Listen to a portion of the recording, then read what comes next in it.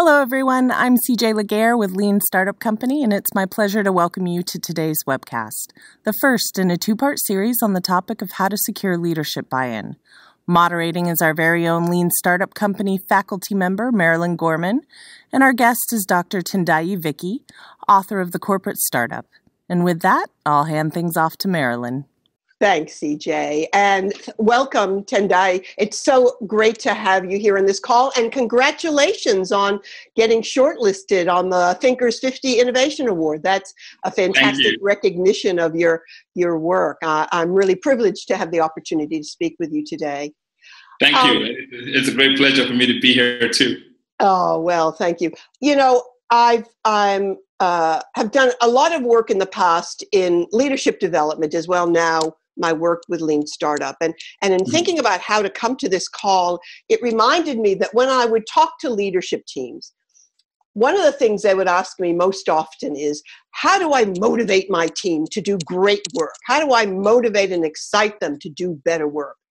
Now it seems like the question I get most often from the teams is almost the reverse of that. How do I get buy-in from my senior leaders? And it really seems like those two things are closely connected. So I'm curious to hear from you, what makes this idea of buy-in so important? What does it even mean? And how does it contribute to the success of a lean startup team? Okay, so that's a really, really interesting question. And it's a choice. It's a choice that we have to make in our organizations, really. And the choice is whether or not we want innovation to be a repeatable process. Something that any individual, Marilyn, who's working in the marketing department, if they have a really great idea that might save the company, is there a very explicit and known process for going from idea to scale within these organizations? What often happens is lean startup teams have to nurse and protect their ideas from leadership, because if leadership find the idea, they might actually kill it. So buy-in is really important, because without leadership buy-in, you can only be so successful. And so the question for the lean startup teams and for the leaders is, do they want to treat innovation as a one-off event? Every now and again, we launch a successful product, or do they want to treat it as a repeatable process, which is we now have a system for constantly innovating, constantly launching new products. And if that's what you're trying to create, this cannot be done without leadership buy-in. Sure. Because when you think about those one-off innovation projects, they have a really high mortality rate. Yeah. And so that's the challenge and difficulty there. It's interesting. You said, do they want to have a repeatable event? And one of the things, and I know that you've in the past, you've done a great job of making fun of large corporations to acting like a startup. Right. It seems like leaders want change as long as they don't have to change.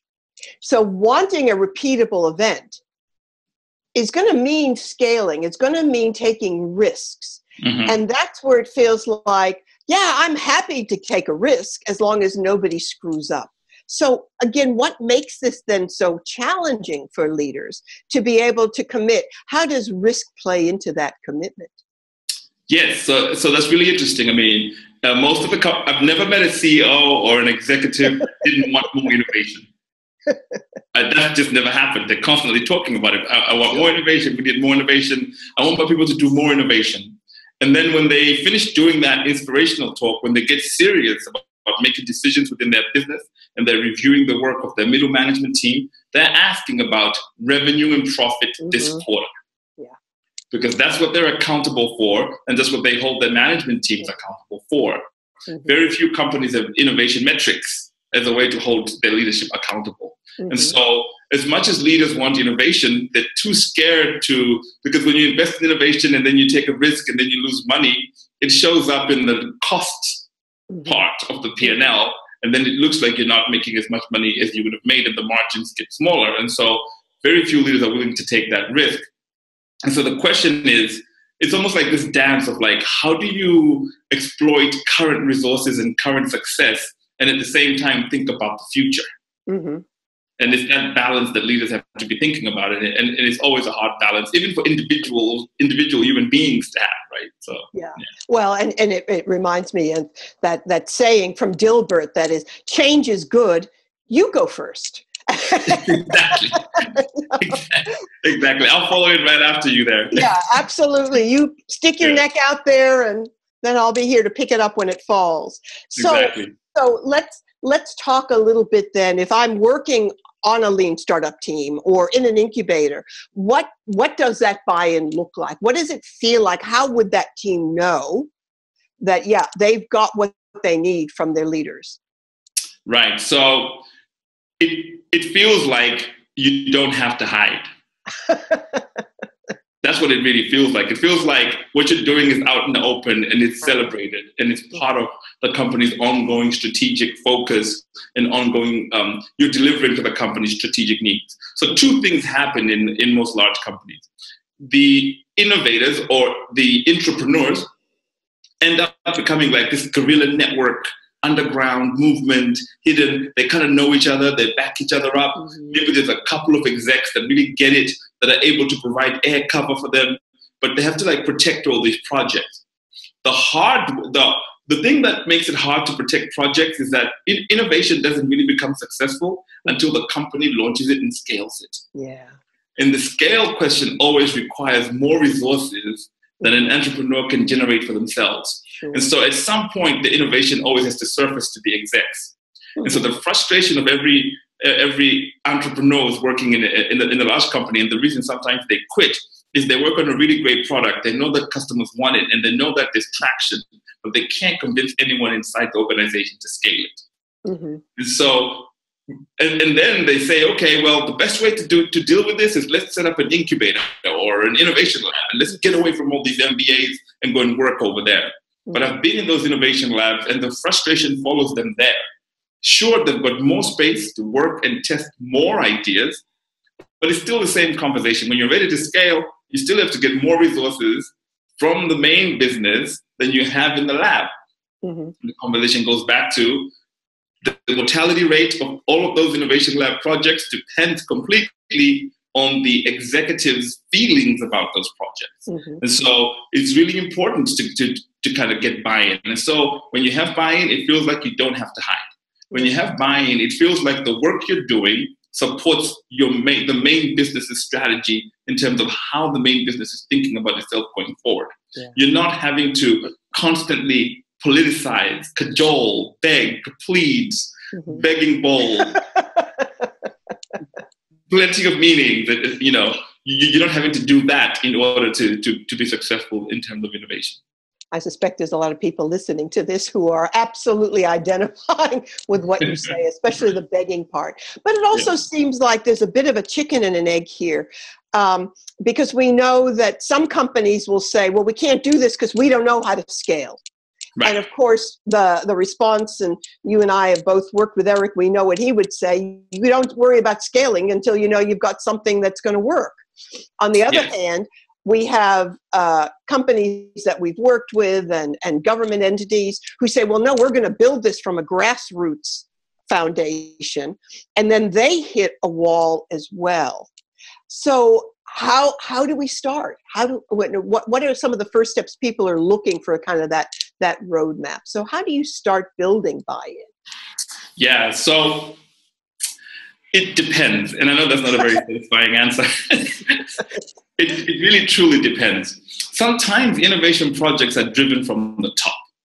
Sometimes it's management that is going out there and looking for how they can better improve their organizations. And I've worked with some execs like that.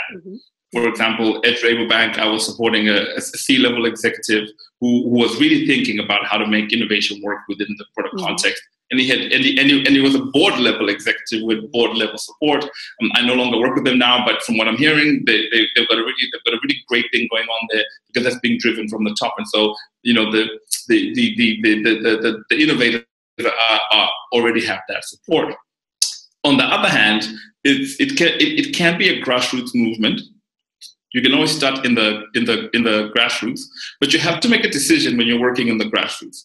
Do you want to remain an underground movement, or do you want to transform the company that you're part of? This choice is a really important choice. Do you want to just be able to get away with as much as possible while you're working on your innovation projects, which is a different thing, or do you want to actually transform the company that you're working in so that the company becomes much more innovative and able to support your projects? When you want to make that choice, because that choice gives you different options. If you choose to become a guerrilla movement, your work becomes to use lean startup methods to lower the cost of innovation, such that you never have to keep asking for resources and you can kind of do what you need to do in order to be successful. If you decide to transform the organization, now you need a roadmap for doing that. And the roadmap for doing that is a lean startup roadmap. It's lean startup at the meta level. Lean startup for lean startup. Lean startup for implementing lean startup, right? And you have to be thinking about, within this organization that we're in, who are the early adopters from a leadership perspective, right? Because it's virtually impossible to be in an organization where there's not a single leader that gets it, not a single head of a division or a single head of a business unit that gets it. And so you want to identify who those early adopters are. And then as an entrepreneur, you want to actually focus on helping those early adopters succeed. This means you might have to not work on something transformational and disruptive at the beginning. You might have to work on something incremental that helps that business leader succeed. Because what you're trying to do is you're trying to illustrate that the lean startup methods can deliver success. So what you're really looking for is an early win. And you can't get an early win if you don't work with an early adopter. Because an early adopter is the kind of leader that will let you fumble around, mess it up, and figure it out within the context of the organization, because they truly believe in the ideas and the principles that you're actually practicing. And from that, that's how a grassroots movement, that's the only way a grassroots movement can influence a big organization. Right? Is if it has an early success with an early adopter leader who can then help you celebrate that success to the broader organization and then start to bring in more people. And that's how you slowly and incrementally start to transform the organization. You know, listening to you, what I'm struck by too is that it takes courage. It quite simply takes courage. It's easy for a team. I mean, I don't think there's a lot of project teams that start out thinking, I'm going to transform the whole company. They're just trying to come up with a great new idea or product or service to solve a problem, right? Yes. But we have seen roadblocks where teams will say, but I can't get anybody to support us. I can't get. And they're trying to look for leader support at the macro level. Rather than, to your point, can we find just one person with enough authority and enough political capital to be willing to take a risk with us? Exactly. Do you know when innovators work on a project and then try to get the entire exec to buy in? That's the equivalent of getting tech crunched. Have you ever heard that thing of like startups get tech crunched, and then when everybody comes to their project, the startup doesn't work? That's the equivalent of that. And as lead startup coaches and advisors, we're constantly don't look to get tech crunched. Try and build a sustainable and profitable business model with early adopters, and then incrementally move to the early majority and then the late majority. And so the same principle applies to transforming organizations. You cannot transform organizations by writing a memo and then announcing it to everybody. Right? You have to find the early adopters. You have to find early adopters, work with those. Because there's another thing as well, right? Like, and I love that Eric Ries says this quite a lot. You know, I am not your guru, spiel, right? Which is like, this is not a religion, right? There is a version of lean startup methodologies that works for different organizations. Like, you have to think about how to adapt the principles and practices to work in your context. So if you just stand on a stool somewhere and start pontificating about the lean startup this, lean startup that, without understanding your context, it's also very hard for the execs in your business to take you seriously. Of course. Because you're not really thinking about the context and how these methodologies can help them with their challenges and the business environment that they're operating in. Sure. Now, you can't learn all these things unless you work with an early adopter to figure out what works and what doesn't work in your business. So the early adopter not only helps you get an early win, they also help you figure out how to use lean startup methods within the context of your company, which allows you to have much more meaningful, much more powerful conversations with your leadership. Yeah, no, I totally agree with what you're saying. It's interesting. A lot of the companies that I'm working with right now, and I'm sure you have similar situations, they're saying, yeah, we need to do something different. We need to innovate. How can we get everybody else to be more innovative in our company? Without necessarily thinking about what is it I, as a senior executive, need to do differently? What are the behaviors that I need to be demonstrating that allows the next level managers and individual contributors to understand that it's okay to challenge the way we've already done things? So let's talk a little bit about that. What are some of the asks that you would have for a leader team in terms of behavior? What are the And what do we need to do to be able to influence too? Because that influence strategy with senior execs is pretty challenging at times. Yeah. So let's parse those as two separate conversations. Let's start with the behaviors that we would like our executives to have, right? Mm-hmm. And so you've now flipped the question on its head, right? We were talking about leading startup teams, and now we're talking about leadership that wants their teams to be much more innovative. Yeah. And here's what I often say. I often say people treat culture, company culture and culture in general, as if it's some sort of mythical creature that comes from the mountains to bless the people. Right? People treat culture like it's some sort of vibe, like the vibe in this company is wrong, we need to change the vibe. And so by thinking in that way, they end up reaching for innovation theater. They end up reaching for foosball tables and beanbags and Post-it notes. Mm-hmm. Because all they want to do is change the vibe. Yeah. But what's really true about culture, to my mind, is culture represents what people are embarrassed to do in public. I love it. In a country, in a company, right? And so the question for your company is, what are your employees embarrassed to do in public? Mm-hmm. One of the things that employees are embarrassed to do in public is fail. Mm-hmm. Right? Once you start working on a project, you cannot go to the execs and go, you know what?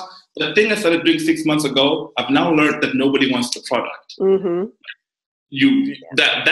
That's a no-no, because that's a reputational risk. You actually can't do that. Mm-hmm. Another thing that executives do that creates a very negative culture is that they only incentivize revenue. Mm-hmm. They only incentivize profits. They only incentivize, so you only get bonused on the money that you're making. Mm-hmm. And so you're constantly thinking about how you can squeeze more revenue from your current products, because doing innovation is actually risky. And then if you do get a chance to think about something new you want to work on, the kind of hoops you have to jump through to get even $20,000 to do an MVP, you have to write like a 50-page business case and like project 5-year revenues that are in the millions. And so all of these things are the cultural artifacts of an organization. Yeah. They incentivize particular types of behaviors. Mm-hmm. And so if leaders want to change their organizations, they have to start looking at how they manage their teams. Mm-hmm. And managing innovators is a whole different kettle of fish. Right? Mm-hmm. Yeah. Yeah. I love that example too. When you're talking about behaviors that are embarrassing for employees, for example, and maybe at the leader level, an embarrassing behavior is asking questions. I remember having somebody tell me, I can't ask my manager questions about the outcome that they want because they'll think I don't know how to do my job. They'll think I'm stupid. And of course, my response is, well, how much more stupid do you look if you get it wrong? And exactly. Money, resources, the whole thing. So I love that context. I think the challenge for leaders, though, is not what do you want to change, but what is it too that others need to see that allows them to feel comfortable in adopting those behaviors too. Yes. So what are some of the things that you think leaders need to be better at modeling? Right. So the problem with innovation, right, is that innovation or the lean startup movement and the lean startup teams and this way of working is being adopted by organizations that are using tools and methodologies that are mismatched from the innovators' way of working. Mm-hmm. You must remember that the 5-year projection is something that large companies have always used, this annual budgeting cycle. They've always used these things. These things are what you learn in business school. These things are what you learn in your MBA program. So these things institutionalize certain ways of management. So when a leader wants to make a decision on a project, they don't have any other tools to make these decisions with. And so they keep reaching for these tools, and these tools keep stifling innovation. And so I think our work as advisors and educators is to tell leaders that what they need to be doing is asking the right questions at the right time. Mm-hmm. And so innovation succeeds when you make something people want, and then you find a sustainably profitable business model to deliver that value. And so before you find all of those things, questions about scale and 5-year projections are the wrong questions to ask. So the behavior to model is to tell your teams, at this right now, I don't care how much money this is going to make in 5 years. I just want to know if there's a market for this thing at all. Does anybody care? Is this thing going to deliver value to anybody? And what I'm going to do, I'm not going to give you $3.5 million to make the product. I'm going to give you 10 grand to figure that question out. And if you come back to me and say there isn't a need, and here's the evidence that there isn't a need, that's fine, right? We're failing for 10 grand. Yeah. And so asking the right question at the right time, for me, lies at the heart of how to manage innovators. You ask the customer value question, then you ask the business model question, and then you ask the scale question. Mm-hmm. And you ask the truth question too, which is, how do you know what you know? Exactly. Exactly. Show me the evidence of that. Exactly. Yeah. And it's not a gotcha moment, right? We don't say, how do you know to gotcha? We ask you, how do you know so we can make better decisions? Exactly. We're collaborating together to make better decisions. Before we make the decision to scale or create something massive, we want to be able to know that it's the right thing to do that. Yeah. And I think too, one of the challenges in a lot of enterprises or organizations is that, we're going to put the money and the time and the resources towards training our project teams in the lean startup approach. Yes. We don't necessarily apply that same approach towards how we train our leaders. Yes. So, when I've worked with industrial companies who say, yeah, we absolutely want to run at lean startup, and we're willing to invest in teaching our teams about this. And then can you tell me how this is going to fit into our toll gate process? Exactly.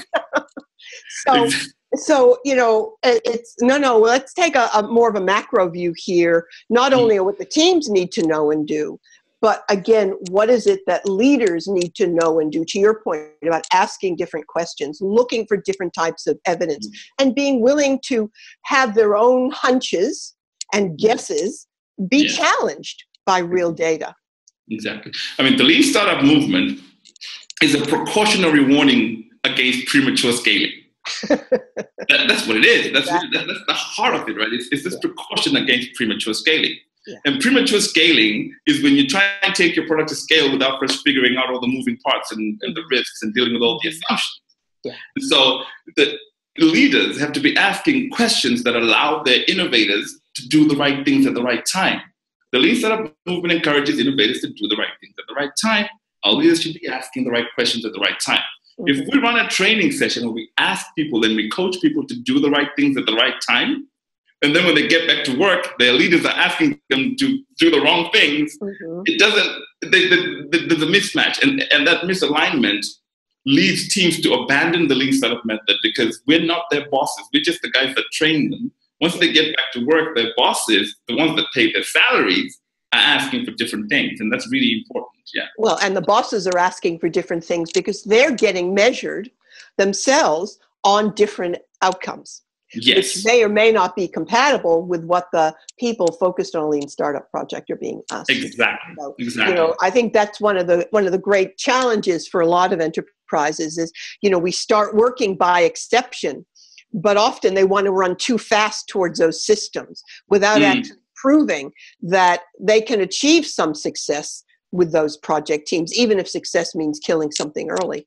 Because it's not going to deliver the outcome that the enterprise needs. So what should you not be doing? If you're in a project team and you're trying to get some air cover and support, what's the wrong way to go at it? What are some of the things that people should be wary of trying to do? Well, so the whole bunch of things that we should be wary of. The first thing that I always warn every person working on an innovation project is that if the project you're working on is not on anybody's strategic goals, it's dead on arrival. Yeah. So, like Yesterday, I was coaching a team in Frankfurt, and I was like, you know what? If I was leading a protest movement, and I was like, if me and you with the whole group of us were to march up and down this organization, our chant would be, no, we won't innovate until you give us strategy, right? We won't innovate until you give us strategic guidelines, because if we don't align our innovation projects with the organization's strategic goals, then there will be nobody at the end of the line who's willing to take that in and actually scale it, because it's not aligned to anybody's. So I apologize. I'm going to break in there just because I think this is one of the big challenges I see with a lot of teams, because you're talking about strategic goals, and maybe, and please correct me if you think it goes in a different direction, we're talking about a vision here. Like, what's the why behind what we're trying to do? If you've got this strategic goal, what is the outcome you're trying to create to help give those teams direction? Exactly. And so the conversation is actually both ways. So as much as we encourage teams, our lean startup teams, to work on projects that are strategically aligned to the companies they work for, the leadership owes the teams the strategy.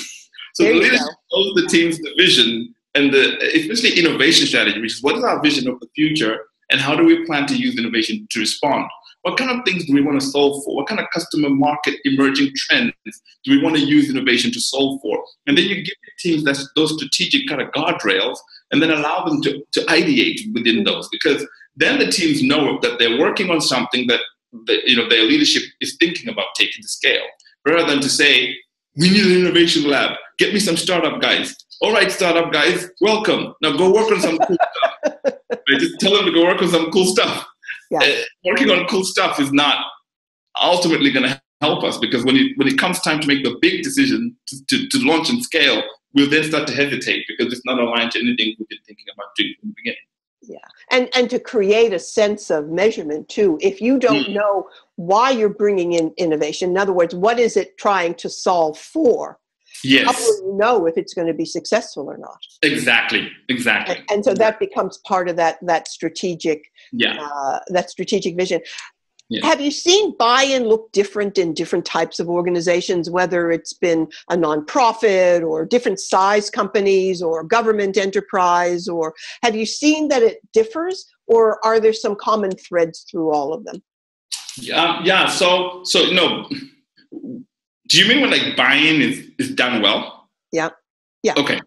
All right. So when buy-in is done well, what is that principle where like all happy families are the same, but all miserable families are miserable in their own unique way? I think it's called the Anna Karenina principle or something like that.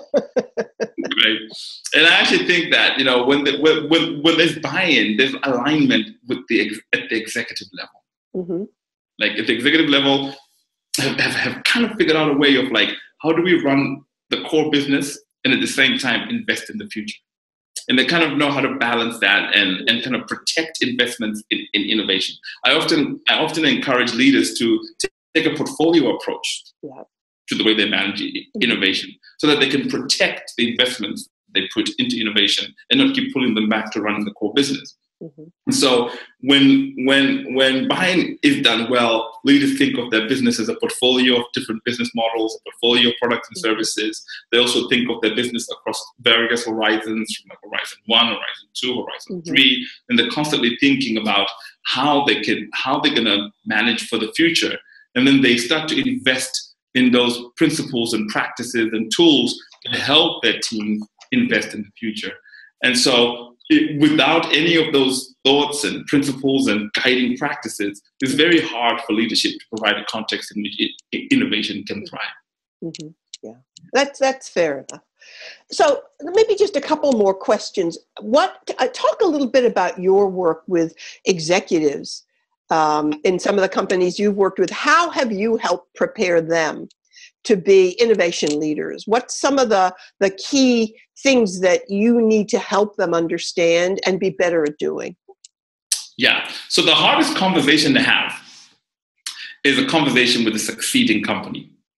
A company that's growing year on year on their core products. Yeah. It's really hard because they're like, yeah, thank you very much, Tendayi, but your entire Benelli Jacobs company, like my bonus was much more than your entire revenue. So I really don't need to listen to you telling me about this. So what we try to get executives to understand first is that the world that they kind of grew up in, or the world in which they started their business lives, is completely different to the world they're operating in now.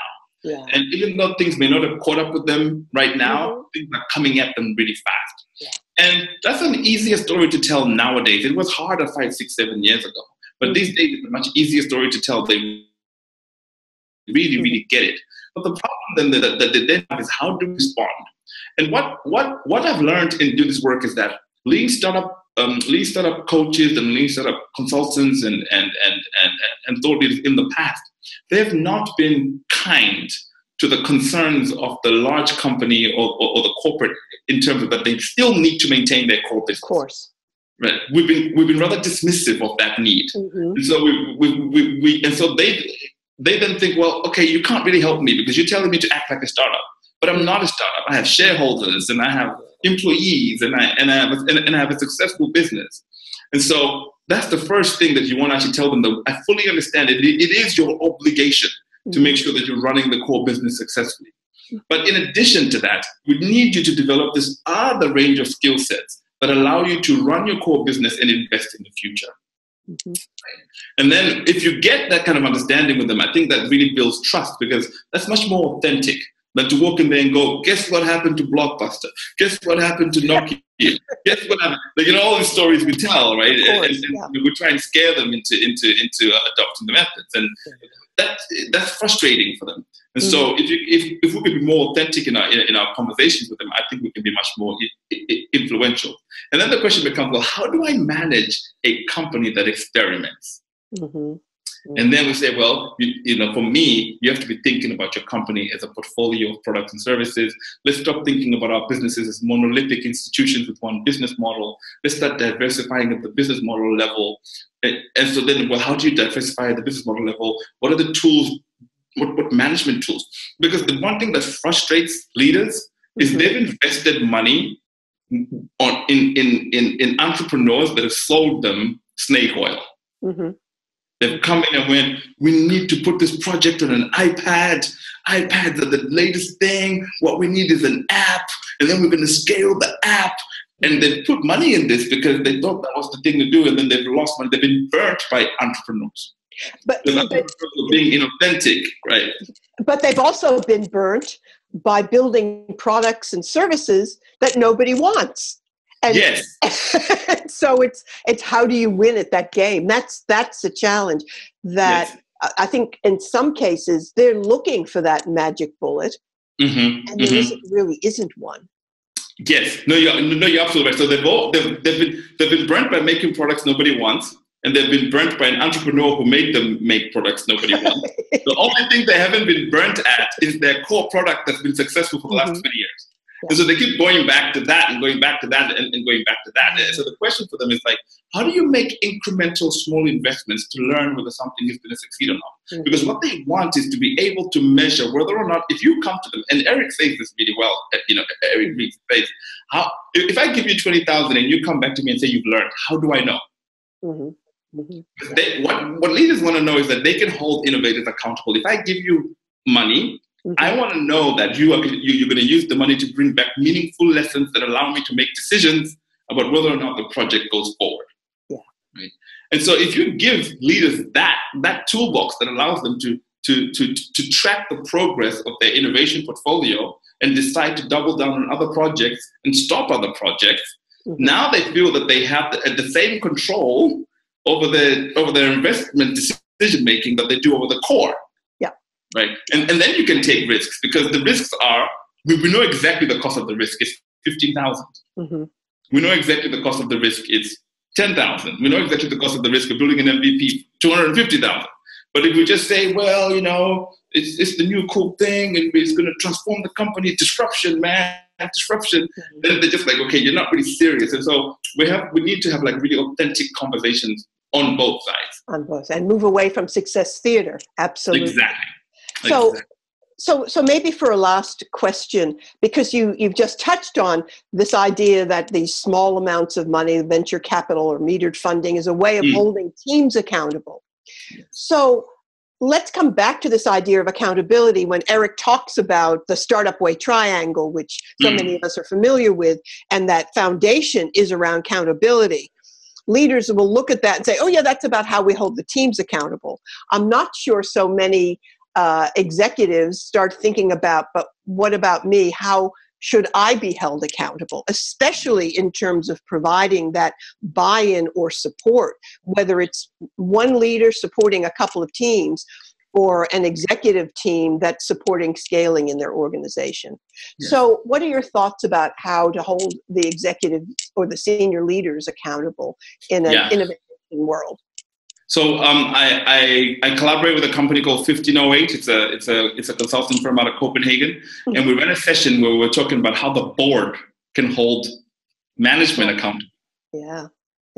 So how does the board hold management accountable for innovation goals? I love it. And so a board can hold management accountable for innovation goals by just asking a couple of questions. What are innovation pieces? CEO, CFO, CMO. Yeah. What is our point of view about where the world is going, and how are we going to use innovation to respond? Could you please give us that at the next meeting? Sure. And then, what is the balance of our portfolio right now? How many products do we have that are core products? How many products do we have that are adjacent innovation? And what % of our portfolio is transformational, future-facing products? We believe as a board that as our leaders, you should not only be investing in the core, but you should also be investing in the future. So we would like you to have a balanced portfolio. Your bonus, your shares or whatever it is, we incentivize you to have an innovation strategy and a balanced portfolio. That's what we expect. That's how you start to hold leaders accountable, because then if they're thinking about that, then they can then turn around and start working collaboratively with their innovation teams. I think at 3M, they have this principle they call stretch goals. Which is when they're holding their leaders accountable, they ask them what % of revenue in your division has come from products launched in the last 4 years. And so every leader is given a stretch goal. I think last I checked, it was 25 or 30%. I think so. They say 25 to 30% of your products must come from 25 to 30% of your revenue must come from products launched within the last 4 years. And this is an accountability metric for leadership, right? Which then allows leaders to then go out and start looking for that balanced portfolio in order to be able to kind of sustain these goals. Yeah. Oh, I love that. And in many ways, even though the questions are more strategic, they're not unlike the kinds of questions that leaders will be asking their teams, which is, what are you doing? Why are you doing it? And how do you know what you know? Exactly. And so that starts to create a really self-fulfilling model, if you like, of how the organization can work in a more entrepreneurial way.